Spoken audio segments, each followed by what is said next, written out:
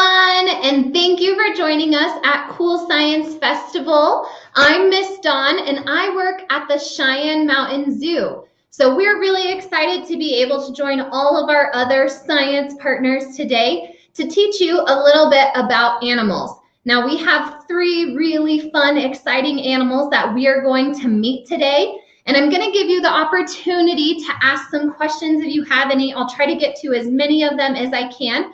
But to not waste any time, we're going to go ahead and get started. So I have our first animal. He's crawling around on the table right here. His name is Maple. And that sounds like a funny name for a tortoise. It might look like a turtle because it's a little bit small. But this is a tortoise because if you look at his feet are made for walking, not swimming. So our tortoise friends are not good swimmers at all. So Maple here has a really flat shell. He's a special type of tortoise. He's known as an African pancake tortoise, which is why, and I'm actually really proud of this, I named him Maple, kind of like maple syrup goes on our pancakes. I thought it was a cute name, and so they let me name him Maple. So Maple is one of my favorite animals here because that just made me feel really special to get to name him. So African pancake tortoises have this flat shell, and that doesn't seem to make a lot of sense because usually tortoises and turtles, they'll pull their head and their legs in to protect them, right? But with a flat shell, it's hard to do that. So why he has this flat shell is pancake tortoises really like to hide in rock crevices. So they are one of the fastest tortoises out there. Out of all turtles and tortoises, they hold the record for moving 5 miles per hour, which isn't super fast, but pretty fast for these guys. So what they will run to a rock and they'll squeeze their bodies in between the rock crevices, and then they'll take a big breath of air and it puffs up their chest. So that way they get squeezed into that rock, and then it's really hard for predators to grab them out. So even though having a flat shell doesn't seem like a good thing, it's actually really helpful for our friends, the pancake tortoises. All right. So I'm going to go ahead and put Maple back into his container unless anyone has any questions about our friend Maple the pancake tortoise. All right. Okay. We'll go ahead and move on to our next animal. Like I said, tortoises are really cool because they are different than turtles because they cannot swim and they also only eat plants, whereas turtles can eat plants and meat. Pretty cool. So we'll put Maple right back into his home for now. And then I'm going to get out our very next animal. So our next animal is a snake. I like to warn everyone because I know some people don't love snakes. Snakes actually happen to be my most favorite animal of all time. I love snakes so much, so I'm really excited to get to share our friend Pico with you. Now he's right here behind me, so I'll be right back. I'm just going to grab him real quick.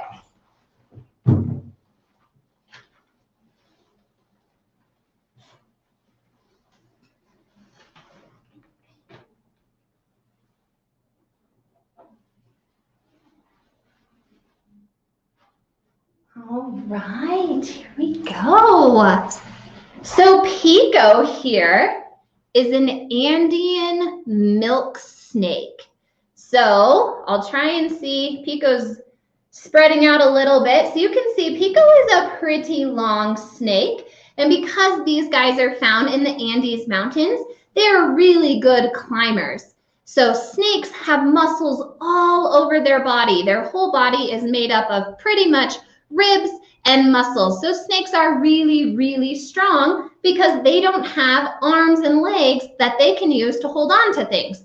So they have to use all of their muscles in their stomach, in their body basically, to be able to hold on because just like humans, Snakes don't like falling off of things either.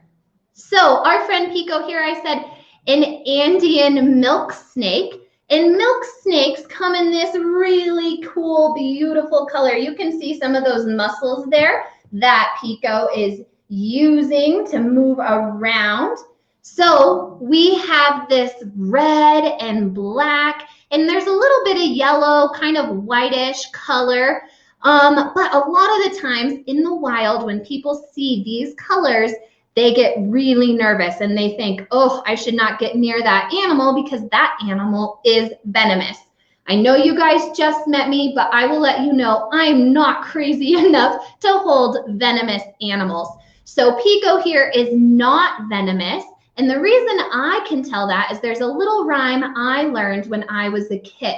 And so when I look really closely at the colors here, I can see that the red touches the black versus the red touching the yellow. So there was this rhyme when I was a kid that went, red touch yellow, that means it kills a fellow. So it probably has venom in its body.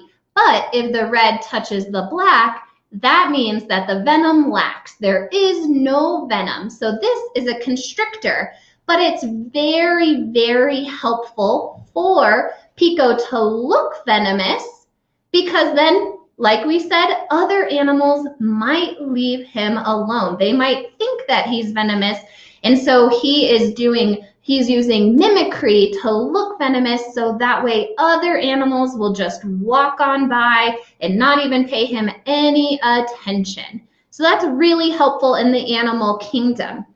The other cool thing about, well, there's lots of cool things about snakes. So you can see that Pico here is sticking out his tongue a little bit.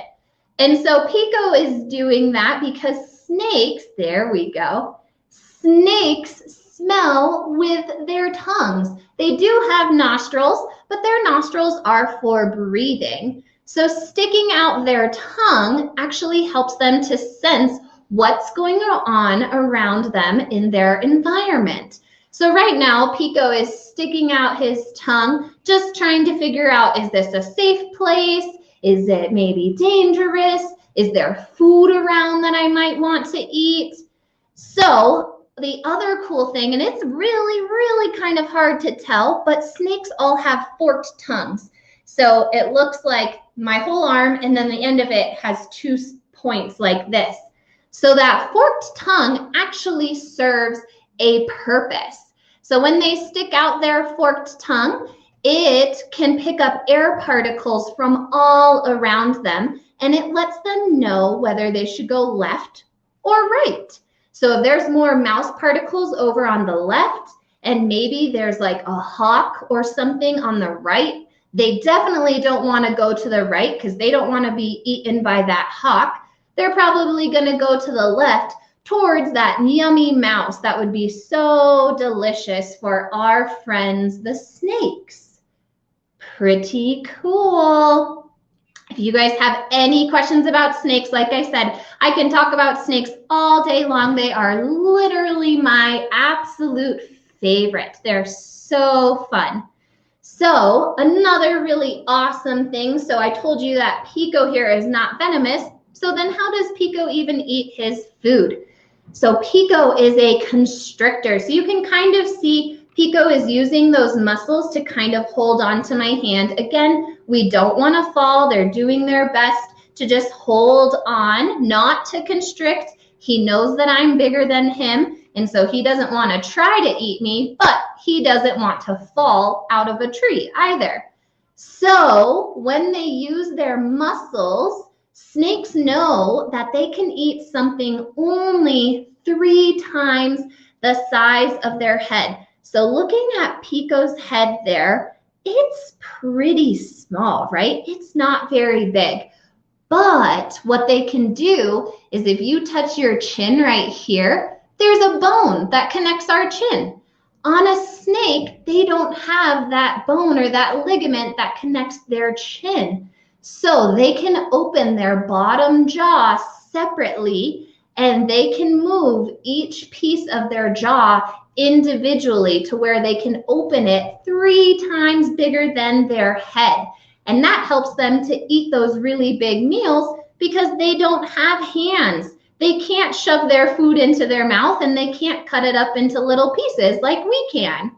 So if we could do that, if we had that really awesome adaptation that snakes do, we could actually eat an entire watermelon in one bite. That would be amazing, don't you think? So those are some of my favorite adaptations about snakes. But I have one more really, really special animal for you, and I think you guys are really gonna like her a lot. So I'm gonna get her out. We're gonna put Pico away. Say goodbye, Pico. And then we'll get out our special friend, Kale.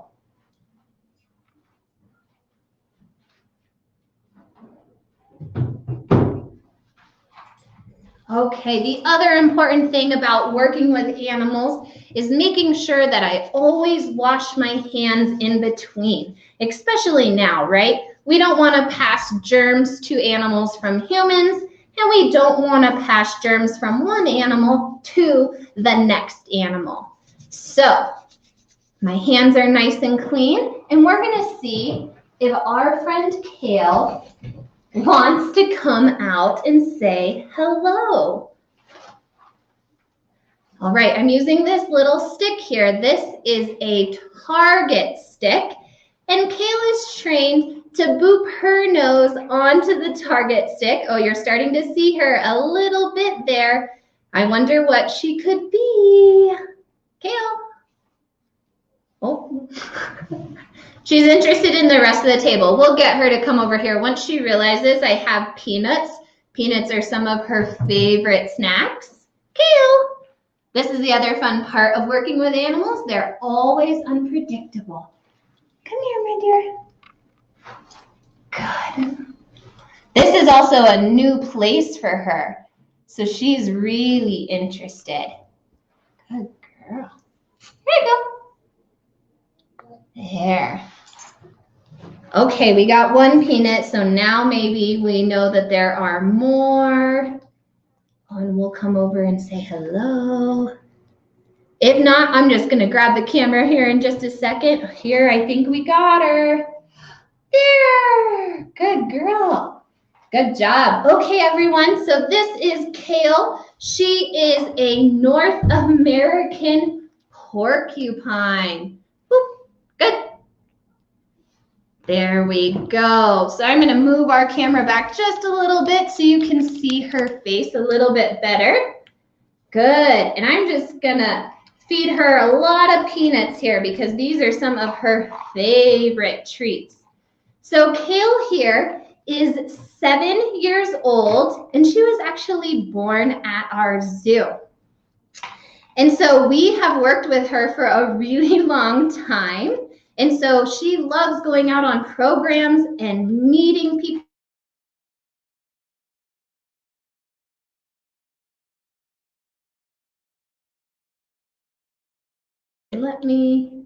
Okay, perfect. Sorry, I just wanted to make sure. So she, right before this, was actually doing a painting experience with a very special birthday kiddo. So that's one of our experiences that people can purchase if they want to come visit any of our animals at the zoo. Some of our animals, our animal ambassadors, do paintings, and that's really fun. You get to pick the paint that you want, and you get to take the canvas with you. We also, just like we're doing right now, we have virtual options. So really awesome if you're doing a homeschool project or anything like that. We can sign in virtually, or we have a lot of really awesome options if you want to come in person and meet any of these animals too. So all of that is on our website.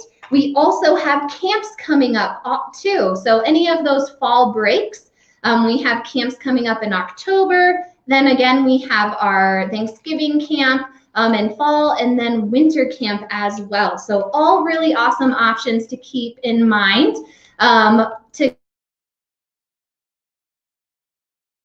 that we've met today. Could be maple, pico, kale, any of them. We have a lot of different awesome animals here. Oh, you're hearing me twice. So interesting. Oh, I apologize. I'm not quite sure. I don't have another screen on, Mark. This is the only one. Yeah, bummer. Hopefully it's still coming through pretty cool. I apologize that it might be a little bit overwhelming, but let's see. I'll move this so you guys can see there's Kale again. So like I said, one of her favorite things right now that she's eating are peanuts. We also have some rodent blocks, and she gets a lot of, her name's actually Kale because I was told that she really likes the leafy greens kale. I've never seen her eat it since we've been working together, but she does get fed it pretty often. So I'm sure she eats it. Kale lives here also in our Rocky Mountain Wild exhibit with her friend Quilliam. And Quilliam is younger than Kale, and it hasn't happened yet, but hopefully the goal is that they will breed, and then we'll get to have some porcupine babies. And that would be so very exciting. We just haven't gotten there yet. Sometimes they like each other, and then other days they don't really want to be next to each other. So they like to have their space just like we all do, maybe from our brothers and sisters. They're the same way. And if you come to our zoo and visit Rocky Mountain Wild, the porcupines actually live right next to our new baby moose, Atka. So where the wolves are and then the moose enclosure, they're right next to that. So you can come visit them here at the zoo. I'm not feeding her peanuts fast enough, apparently. There you go. So while she's eating, I'm actually going to see if I can give her a rodent block, and that'll keep her distracted for a little bit longer. And I'll show you guys. So here's a rodent block, and this will help. She can chew on that for a little bit. There we go. So I'll show you. So all of these sticking out of her head right here, the little blonde ones, those are her quills. And so you can see back here, this is mostly hair, but underneath she does have quills. But because her and I work together all the time, I can nicely touch her. It's very coarse. It's not fluffy at all, but she's not sticking up those quills, so I'm not in any kind of danger. What happens out in the wild is porcupines are not very fast. They like to spend the majority of their time up in trees. That's where they feel the safest. So when they are down on the ground and they feel like there might be danger around, they usually go and hide in a bush or something like that. So what happens, and they have this really kind of strong odor, strong smell to them. And so dogs or bears or other animals might smell that and be really curious. So they will go looking for them, and they will find them, and they'll stick their head in that bush. But what's happening inside the bush is the porcupine is usually turned around, and they are curled up, and they're sticking those quills up so that way they can protect themselves. So when a bear or a dog sticks their face into that bush, they don't know what's on the other end. And so all of those quills get stuck into their face. So one of the big differences between quills and spines is that on the end of a quill, there is a little fish hook like this. And so when that goes into a dog or a bear's face, then it gets stuck and it just falls out of the porcupine. They shed their hair just like we do. So it doesn't hurt the porcupine at all. all it does is get stuck in the face of the other animal, and then that's when they pull out, and maybe you would have to go to the vet to get those removed because, again, they have that little barb, that little fish hook on the end, and that protects the porcupine, like I said. So then the porcupine can just keep going and get away to safety, and then we have to go to the vet to get those removed out of our dog's face because, unfortunately, they got a little too curious. Do you want more peanuts? Good job. So Kale here, as you can see, is very gentle. Peanuts are not very big, but she is taking them out of my hand and being very gentle. She does have big teeth. She is a rodent, and it's hard to see, but our porcupines and our beavers, they have orange on their teeth because, like, we have calcium that helps keep our teeth nice and strong. They have iron. Oh yeah, she's not opening her mouth very far, so that way you can see those orange teeth. But it's also important, that's where we give them those rodent blocks, because chewing on those helps to keep their teeth from overgrowing too much. So that is a staple for a lot of our animals here at the zoo, because we want to make sure that they're all staying happy and healthy. Good job, Kale. Okay, I'm gonna see just for our grand finale if I can get Kale to do a couple little behaviors here for you guys. Like I said, she has worked with us her whole life, so she knows a few fun things. So she knows how to stand. Good. So I asked her to stand, and I'm gonna see. Let's see if we can ask her to spin. Ready? Spin. Spin.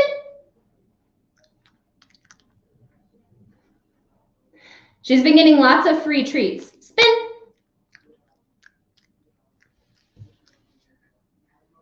Spin. That's okay. Maybe not that behavior. Good. She stood again. Like I said, she did another program right before this too, so it's a bit a long day for our friend Kale. Spin. There we go. It is a slow, oh, it's actually a walk away. That was not quite a spin. She's interested in the camera. All right, can we show them your one more trick? We're walking away. We're just about done, I think. All right, Kale, can you do a high five? Good. All right. Not sure if you guys saw that. We'll try that one more time. High five. Good.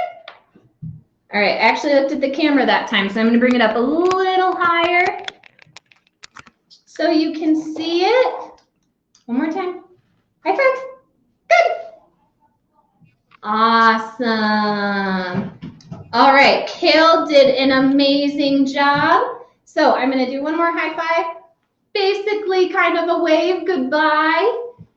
And I just want to say thank you all. I know you can't really see me now, but thank you all for joining us.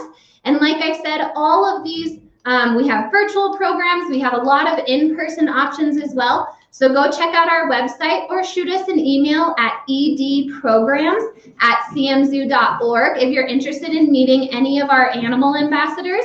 And we'll let you know what options we have available, what dates, and we'd love to see you all here at the zoo soon. Have a good day.